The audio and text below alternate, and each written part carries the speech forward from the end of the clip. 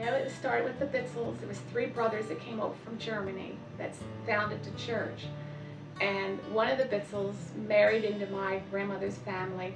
And I don't know his name, but my grandmother's mother was a Carrie Bitzel. And it just went right down the hill with the Bitzel family. And my grandmother was a Bitzel. These is what, I think from George and his brothers is what started the church.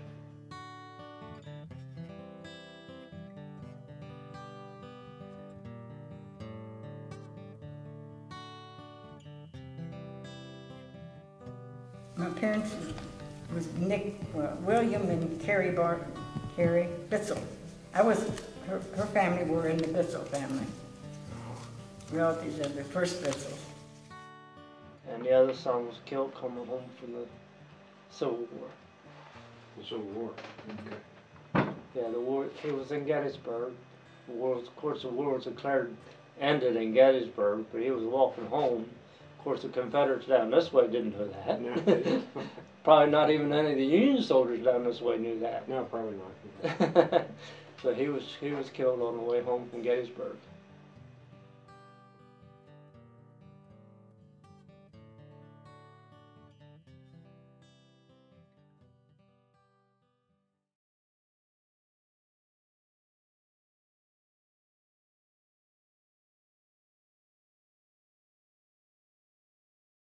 Through our calling, we provide a Christian presence and testimony to our neighbors. We are a rock, a solid foundation giving stability to our community. Through truth and light, we stand against the darkness of today's uncertainty, lack of morals, and religious confusion. We stand opposed to the pervasive trend that says God is irreverent in the modern world. We are a lighthouse.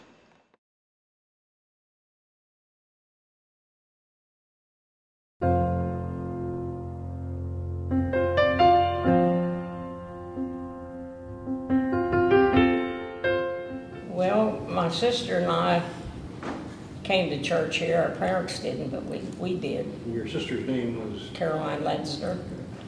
And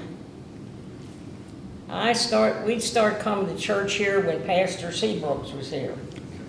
And that was just before Pastor Redcade came. Because Pastor Redcade came, what, in 1931. And when he came, then they started a catechismal class, and I think I was confirmed like in 1932. So, been here a long time. I think I was about 7 years old when I started coming regular.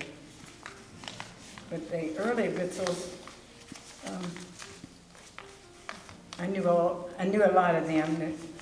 Miss Lily Bitzel and her children and grandchildren, that would have been Hilbert's family. My mother used to play the one of these old-time organs you pump, pull them things out there.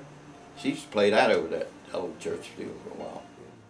My wife told me when I got married that I would have to sit on their side. The women's side. But that wasn't too bad, because after I sat on there a few Sundays, they kept coming in, and it was pretty good. Yeah, it got mixed. It changed a bit in the late 40s and early 50s. It started mixing together. So finally it was all different.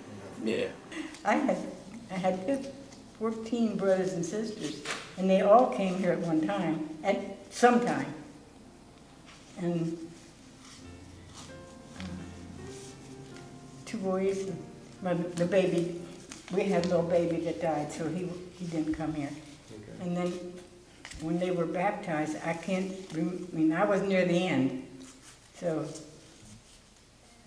when the older ones was home, if they had one of the little babies were baptized, the preacher came to the house. And if you invited him, he stayed for lunch and didn't charge anything. But they did, at my house they did. But every one of my sisters and one brother had been going to Sunday school here before they got married. After they got married, some of them changed, most of them changed. I think about 8 or 9 were regulars here.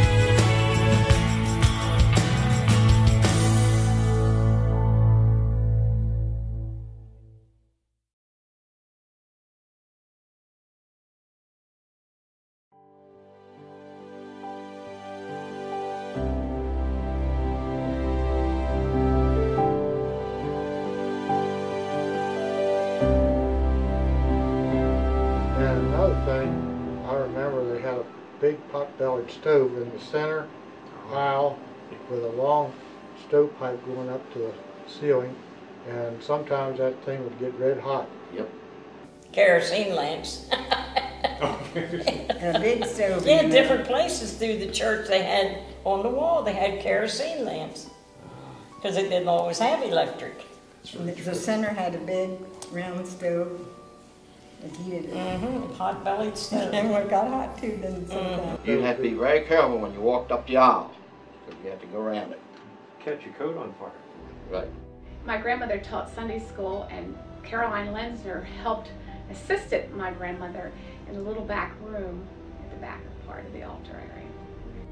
Well, Caroline, she always had a big part in this church. She did a lot of work all the time, and her husband, Bill, used to, he was a caretaker and did everything that needed to be done around here. And he'd always stop here in the morning and evening going to work, you know, and he rang the bell at the old church. And Bill hand dug all the graves until he would, to his death, and then afterwards we had someone come in and dug, but he hand dug the graves himself.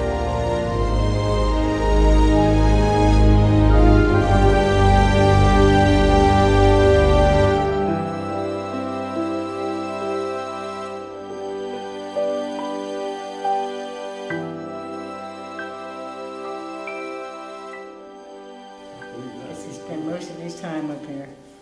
Yeah, He spent more time here than he did at home. Sure. I remember Caroline saying something like that.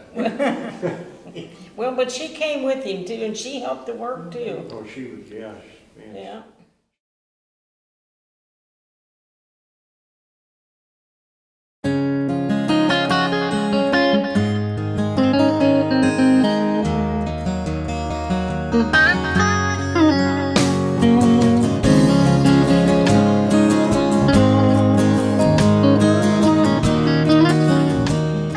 Well, I didn't get to come to church too much during the 50s because I had a crippled child.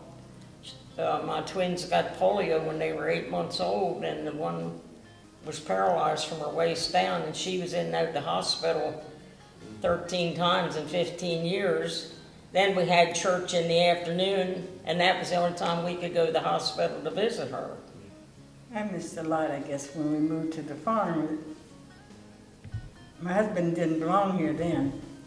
He went to Calvary, well, Providence it was, and until later. And when they lived on farm, then I had a son retarded too. That I had to stay home after a good while, good many years. 46 years I took care of him. They said retarded, but I really think he was brain damaged at birth. What? I think he was brain damaged at birth. That could have been. Yeah, it happens. He never spoke a word. Never spoke a word. Yeah, it was that you went to church no matter what, because we came many times. It was snow. My grandfather put us on a tractor with a horse blanket, and we came on the tractor to church. We always came to church. There was no way you could miss church. Because I just lived a mile down the road here, Okay. and we walked. We lived way down the road, but we walked. Some of us kids walked, two or three of us at a time. And I don't know if I should tell you this or not. Mother would give us each 3 cents, and there was a store out here, end of the road, and we were allowed to go in the store and buy 1 cent worth of candy. That was, one thing I remembered. That's good. And to get us to walk up here, but it was a long way. It was, I guess, 3 miles from where I live.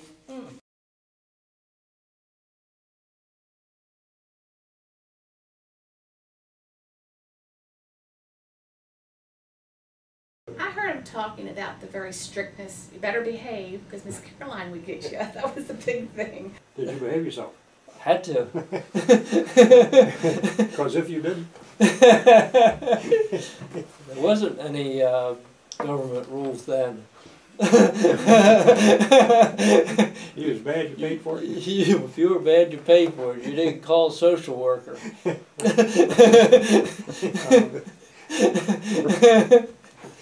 And if you were bad in school, you didn't come home and tell your mother either. You did it again, right? Yeah. But church was, when you go to church, you better behave. And it was a rigid routine with that. And they talked about the way they come to church and how they were dressed and that kind of thing. I don't think you come to church without a suit and tie on either. Most, adults always they were have ties. mostly dressed up. But then in later years, as the younger people got married and had children, the wives sat on the other side with the husbands so they could help take care of the children. And they give all the kids a little box of candy. They always had Santa Claus. That's Yeah, one they thing, always had always that. Santa Claus. We would always have an Easter pageant, we always had a Christmas pageant. And of course, there was always a lot of people, just like here, where Easter and Christmas is here. And we had to have some place to, for the people to sit, so we didn't have extra chairs to bring in down the aisle. Oh. So the balcony was kind of The overflow? balcony, yeah, the balcony was an overflow. Okay. And when the old men used to sit up in the balcony, and when they took up collection, most all the older men wore hats them days. They all had hats, and they wouldn't pass the plate up there. The plate would come down the bottom steps. They'd get the money in the hat. Bring the hat down. Take the hat down. But I know the windows are all donated and all the benches were donated. They're supposed to have little tags on the inside. They had, say, lay 20 bricks, buy 20 bricks and lay them and had a price on them. And they had in portions like that, little things that people gave to. Most of the work was done, a lot of done free of charge too on this church. Right. Mm-hmm. I helped. When come time for Dutch picnic, we had a house cleaning day. You came out on Friday, took all the drapes down, you washed all the windows, every chair, every table was cleaned and washed, down to the floor was even waxed and washed. Everybody had to help clean every dish, pan, everything was washed for Dutch picnic. Dutch picnic was a big thing that everyone looked forward to. I'm 90 years old and I've only missed 2 picnics. God bless you. That's great. Well, the first one was in when World War II was, and the way they got that ground, they had to have a picnic there every year or else they couldn't have the ground. And by things being rationed so much, they just asked people to bring a picnic basket, and have their own food. Well, I didn't get to go to that one. People fried the chicken at home, made their salads at home and everything, and brought them to the picnic. And you brought your own chicken, I guess, didn't you? And then later on, they asked you to pay for a chicken, and then people would pay for a chicken, then they fried it here. They had greased pigs. They had all kind of games. They had, They had a greased pig down here along this field, in a big field down there, and everybody went from the picnic down to there to watch that. They turned it loose, and then somebody would chase it. Then they'd get a prize. You Yeah. guys ever chased the pig? No. No. Do you remember any of the Dutch picnics ever having bad weather? One time. One time. One time. It rained all day on a Saturday, and they had it on a Monday. But that's the only time.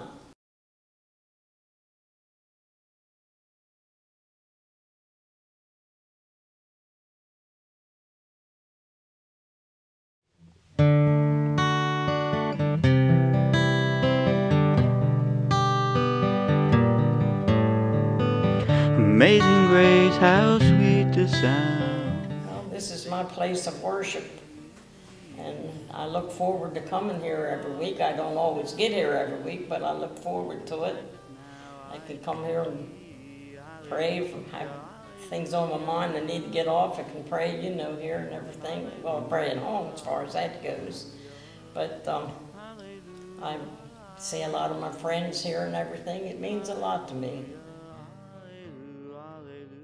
I like this church because I don't know of any other church. You know, I never went to any other. I've been coming here all my life, and I'm used to doing it. And the people was nice, and like he says, it's like a family affair when you come. And you meet people and talk to people and everything. It's nice. It's nice.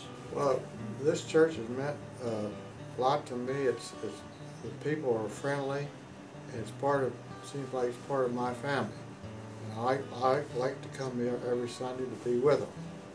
And of course, being like the sermon and everything. I don't know what I'd do without this church. You know, it'd be awful lonesome.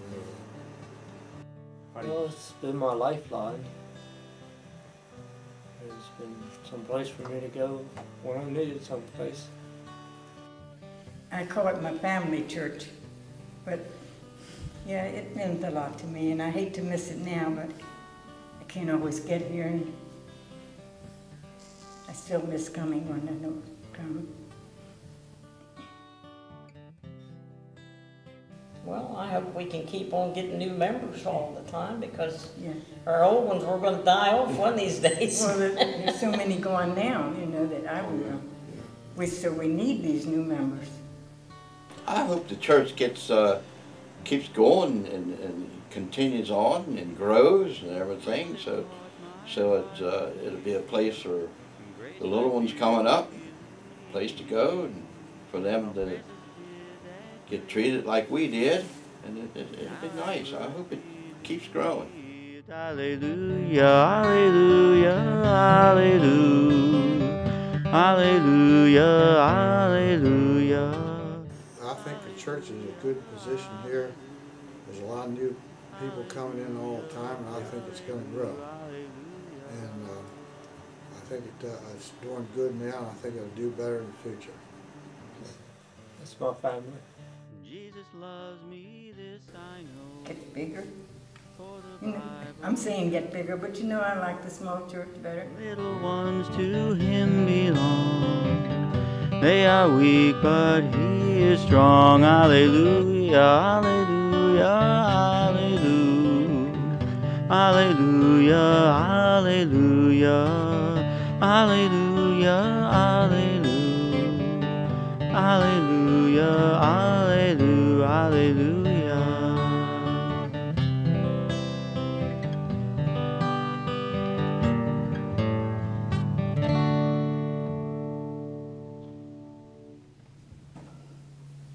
I'm home.